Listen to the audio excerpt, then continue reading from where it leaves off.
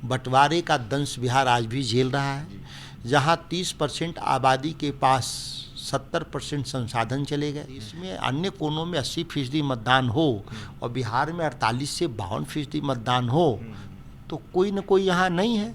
कौन नहीं है? जो गरीब लोग हैं, जो अपनी रोजी रोटी की तलाश में बाहर जा चुके हैं, कि अगर बिहार को अतिरिक्त पैसा दे सकते हैं अपने विभाग के जरिए तो देकर दिखा दे, तो झुंझुना ही तो लेके घूम रहे हैं खुद।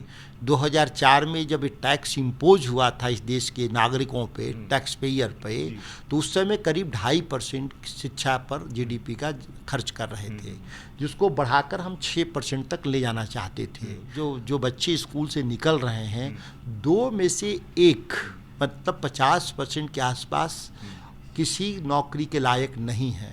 कि प्राइवेटाइजेशन की जो नीति है, जो नई शिक्षा नीति, जहाँ एक एक ग्रेजुएट होने के लिए 20-20 लाख लोगों को रुपए देने पड़ेंगे, 30-30 लाख देने पड़ेंगे। आज हमारे साथ बातचीत करने के लिए मौजूद हैं बक्सर के सांसद सुधाकर सिंह, जो कि आरजेडी से हैं। सर, आपका स्वागत है हमारे चैनल पे। नमस्कार सर, संसद में बजट पेश हुआ और हालांकि कई लोग जो कह रहे हैं कि ये केंद्र का बजट नहीं है, ये बिहार का बजट है और आंध्र प्रदेश का बजट है। तो इस बजट से आप खुश तो बहुत होंगे, 26,000 करोड़ रुपए मिले हैं और ऐसा सुनने में आ रहा है कि आप लोग काफ़ी खुश हैं इस बजट से, क्या कहेंगे? यह देश का बजट है और देश का बजट ढकोसला के अलावा कुछ नहीं है। ना ही इस बजट में गरीबों की चिंता की गई है, ना ही इस बजट में किसानों की चिंता की गई, ना ही इस देश में नौजवानों की चिंता की गई इस बजट में। तो बजट किसके लिए है? आप ध्यान देंगे, निर्मला सीतारमण ने बड़े गर्व से कहा कि दिवाला संशोधन कानूनों के जरिए इस देश में हम करीब 829 केस निपटाए,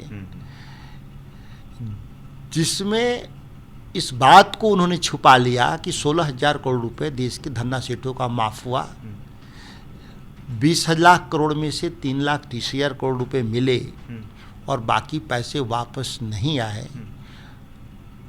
यही तो उनकी उपलब्धि है। जहाँ तक बिहार की बात है, बिहार को मिला ही कुछ नहीं इसमें। बिहार की आबादी 10% है, देश की आबादी में बिहार की आबादी 10%। तो स्वाभाविक है कि देश के पूरे बजट में हमारा 10% हिस्सेदारी बनता है। केंद्र प्रायोजित योजनाएं जो 15 लाख करोड़ के आसपास हैं, उसमें हमारा 10% हिस्सेदारी 1.5 लाख करोड़ का होता है। लेकिन 1.5 लाख करोड़ की जगह मिला कितना? 58-58.5 हजार करोड़ की बात कर रहे हैं। पहले भी मिले, एक कानून है मिलने का। क्या बिहार में ही हाईवे बन रहा है, यूपी में नहीं बन रहा, गुजरात में नहीं बन रहा, महाराष्ट्र में नहीं बन रहा? अहम बात यह है कि गुजरात, महाराष्ट्र और उत्तर प्रदेश से ज़्यादा बिहार में बनता तो हम खुशी मनाते, लेकिन उसके मुकाबले में हम कहीं नहीं हैं। सदन के भीतर महाराष्ट्र के शिवसेना के सांसद ने कहा कि 10 लाख करोड़ रुपए का प्रोजेक्ट नरेंद्र मोदी ने महाराष्ट्र को दिया है, 14 लाख करोड़ गुजरात को भी गया है 10 साल के भीतर। बिहार को कितना मिला 10 साल में? अगर हम इस रफ्तार में भी जहाँ हैं तो भी हम बहुत कुछ नहीं मिलेगा हमको आने वाले वक्त में। अगर हम महाराष्ट्र और गुजरात की तुलना करें तो हमको उस मुकाबले में कुछ नहीं मिलेगा। ये भी पैसे जो हैं 5 साल में खर्च होंगे। ये पैसे ही 5 साल में खर्च होंगे? क्या आपको लगता है कि जो भारत सरकार जिन सड़कों की घोषणा करती है, बिजली घर की घोषणा करती है, वो 10 साल से कम में पूरा होते हैं? बिहार में महिलाएं उनको काफ़ी वोट भी देती हैं। मीडिया में भी ये बात चलती है कि एक महिला वोट बैंक उन्होंने बिहार में बनाया है और इस तरह का वक्तव्य भी देते हैं। क्या कहेंगे पूरी तरह से, उनकी क्या मंशा? हास्यास्पद आंकड़ों के साथ खेल है बिहार में। 4 करोड़ जो बिहार में जो पलायन है, वह महिलाओं का पलायन नहीं है, वह गरीबी का पलायन है। पुरुष जाते हैं बाहर कमाने के लिए, पीठ पीछे उनके बच्चे और घर की औरतें रह जाती हैं। स्वाभाविक है कि चुनाव के दौरान भी यही होता है कि महिलाओं के मत प्रतिशत ज़्यादा होने का एक ही कारण है कि पुरुष हैं ही कहाँ बिहार में। कामकाजी पुरुष तो बाहर चले गए। अगर रहते तो 48% मतदान कैसे होता है। जाहिर सी बात है कि जब देश में अन्य कोनों में 80% मतदान हो और बिहार में 48 से 52% मतदान हो तो कोई न कोई यहाँ नहीं है। कौन नहीं है? जो गरीब लोग हैं, जो अपनी रोजी रोटी की तलाश में बाहर जा चुके हैं और इतने उनकी आमदनी नहीं है कि पूरे परिवार का भरण पोषण करे बाहर ले जा करके, तो उनके पीठ पीछे घर की महिलाओं बच्चे गांव में है, तो उसका मत प्रतिशत स्वाभाविक है कि कहीं कहीं ज़्यादा होता है।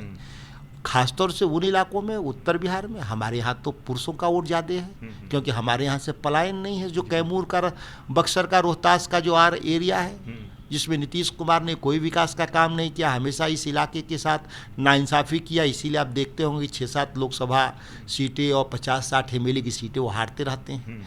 उनको ईर्ष्या है इस इलाके के किसानों से, नौजवानों से, मेहनतकश लोगों से, और इस ईर्ष्या में इस इलाके में काम नहीं करते।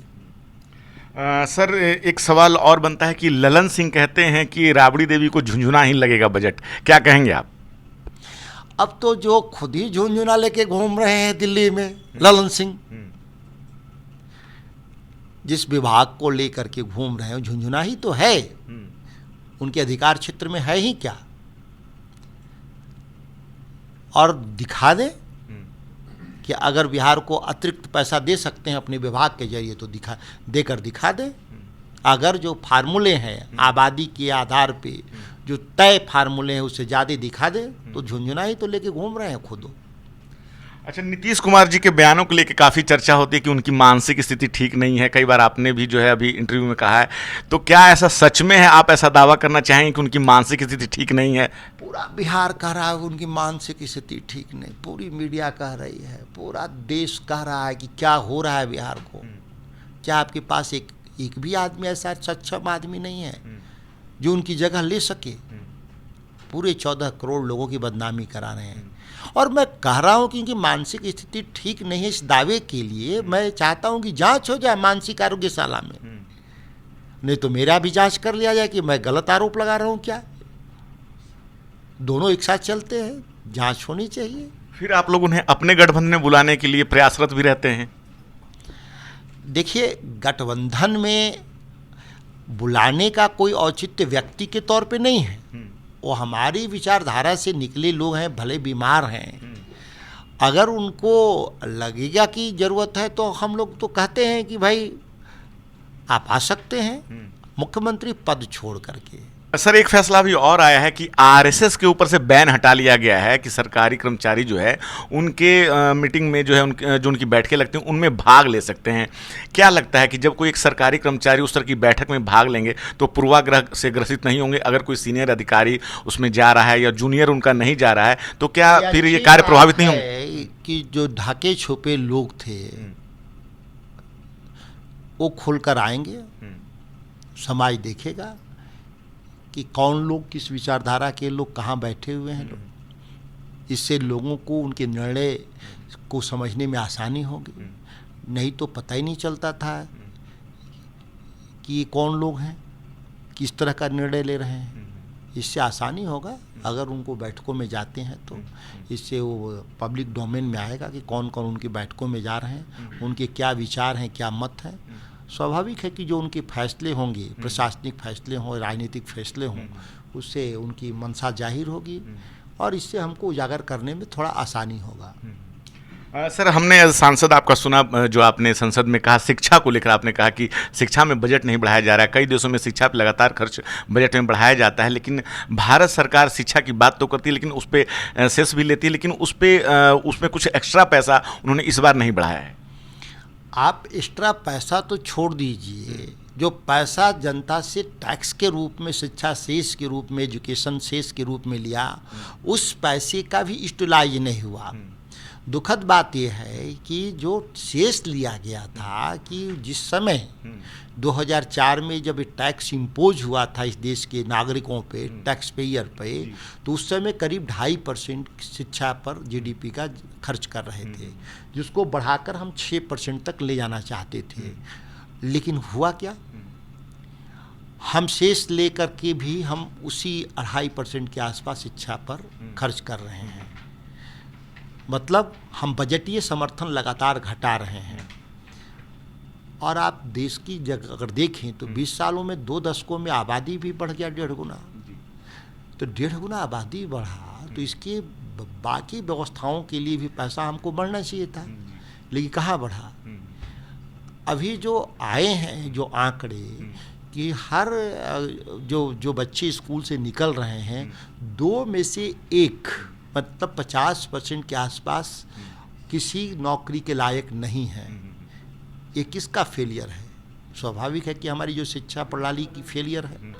और आने वाले वक्त में जो नई शिक्षा नीति है उससे तो और स्थिति भयावह होगा, क्योंकि जो पढ़ना चाहता है उसको पैसे देने की क्षमता नहीं। कि प्राइवेटाइजेशन की जो नीति है, जो नई शिक्षा नीति, जहाँ एक ग्रेजुएट होने के लिए 20-20 लाख लोगों को रुपए देने पड़ेंगे, 30-30 लाख देने पड़ेंगे, जो पुरानी शिक्षा नीति में उनको 10,000, 20,000, 30,000 में ग्रेजुएट होते थे।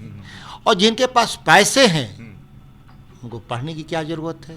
वो तो चले जाएंगे अपने पिता के कारोबार में, अपने माता के साथ हाथ बटाएंगे। तो इससे जाहिर है कि हमारे आने वाले समय में इससे बदतर स्थिति होगी।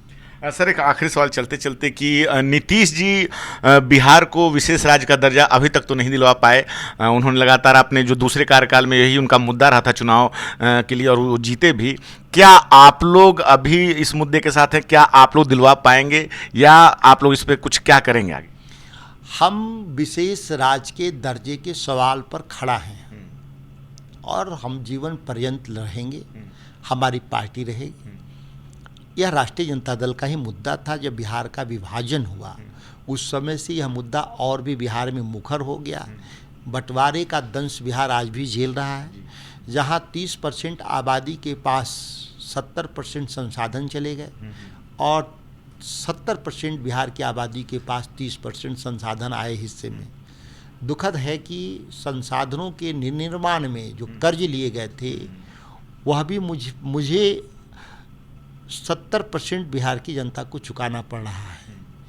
तो ये भारत सरकार इस ऐतिहासिक अन्याय को पाटने के लिए मदद करना ही पड़ेगा। जब तक बिहार का मदद और बिहार विकास नहीं करेगा, देश का विकास संभव नहीं है। सर, आपने हमसे बात की, बहुत बहुत शुक्रिया। नेशनल दस्तक की आपसे गुजारिश है कि अगर इसको बचाना चाहते हैं तो नेशनल दस्तक को सब्सक्राइब करने के लिए रेड कलर के सब्सक्राइब बटन को दबाएं, फिर बेल आइकन की घंटी दबाएं। नेशनल दस्तक को बचाने के लिए बहुत जरूरी है कि हर खबर को शेयर करें, लाइक करें, कमेंट जरूर करें।